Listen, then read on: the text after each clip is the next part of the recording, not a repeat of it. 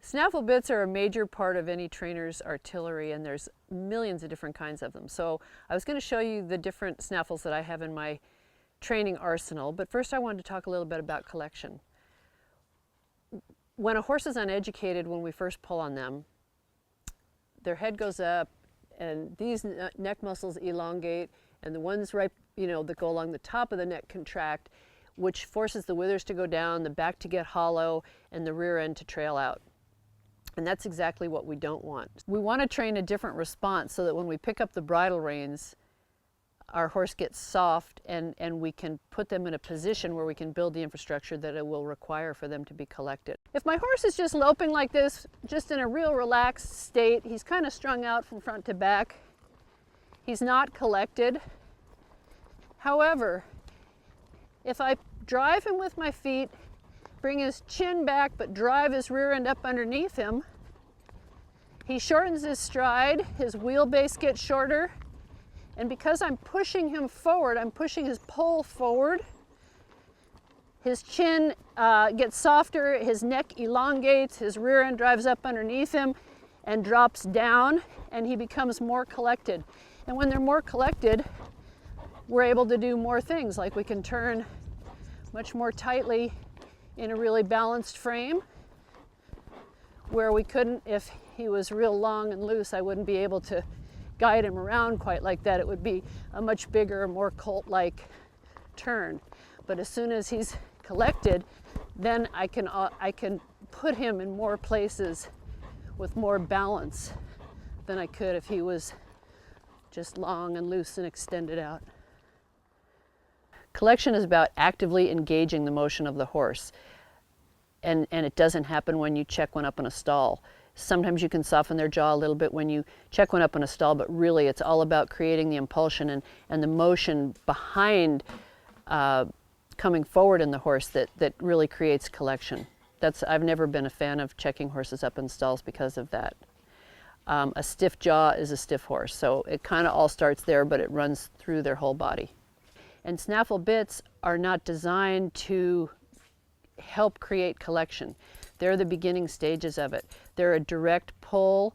It takes a more of a leverage bit to create collection, but they're a direct pull and they work really, really good for that.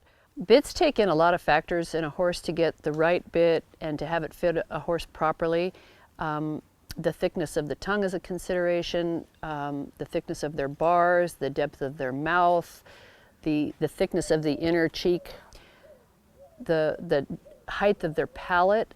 But for the snaffle, for the most part, the pressure is on the lips, the tongue, and the lateral bars, if the bars at all. This is just a regular smooth snaffle, what most people start their horses in. It has a little bit more bend to the bars, this part right here. That gives a slower signal. There's a little bit more yellow light, we call it. Green go, red stop, yellow light, a little bit more bend to the bars. And this is a D-ring snaffle, hence the D. They're both really good colt bits. The next step up is what I call an easy twist snaffle.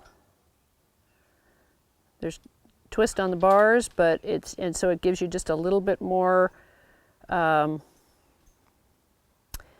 feel, but this is a slow twist. And this is a regular twisted wire snaffle. It's still fairly smooth, but the twist is a little bit closer together, so it gives you just a little bit more oomph.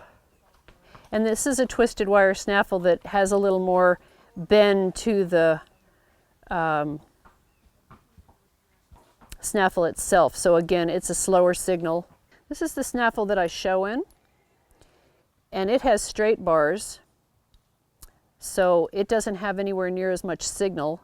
It's a lot faster. It's got a little more feel to it. It also tapers down to the smallest legal diameter. It's got a little bit of copper inlay, that's supposed to keep the horse's mouth moist. The rings are a little bit heavier, and the bit itself is just a little bit wider. I like a little bit wider bit and a little bit heavier ring with a straighter bar to show in, because it just gives me a little bit more feel and authority in a time when I darn sure will probably need it. This is an Argentine snaffle. This particular bit was made by Gordon Hayes, and it's a really good transition bit when you're going between the snaffle and a bridle. This is a shank snaffle.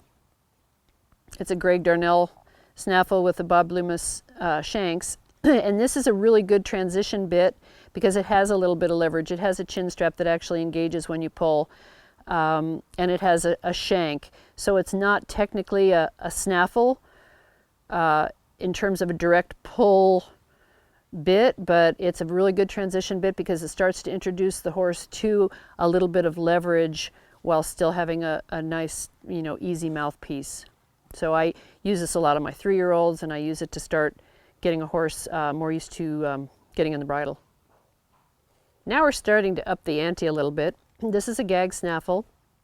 It works on the corners of the mouth, but it also works on the pole, because this is a pigging string, and the snaffle, when you pull on it, moves up and down the pigging string, so it pulls on the corners of the mouth of the horse, but it creates pressure on the pole up here. And a lot of the guys will put wire, metal, rope on the top, because that creation of pole pressure is really another effective place to go to get a response from a horse. Some horses like to escape the pressure of the pressure on the tongue of the snaffle.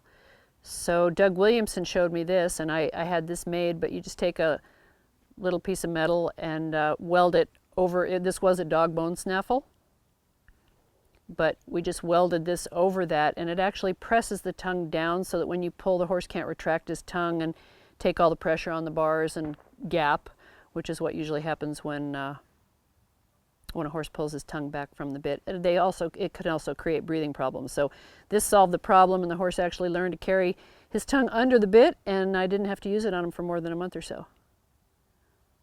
And this is a full cheek double twisted snaffle. This is a very English bit, but it's definitely got more authority than the single twisted snaffle. And the full cheeks really allow you to take a hold of, if I were to pull my left rein, this whole side comes to bear on the right side of the horse's face and helps pull him around. So if I have a horse that's particularly stiff, like especially going down the fence, this is a good bit to use. This is a Jimmy Williams elevator bit. It's also called a 50-50.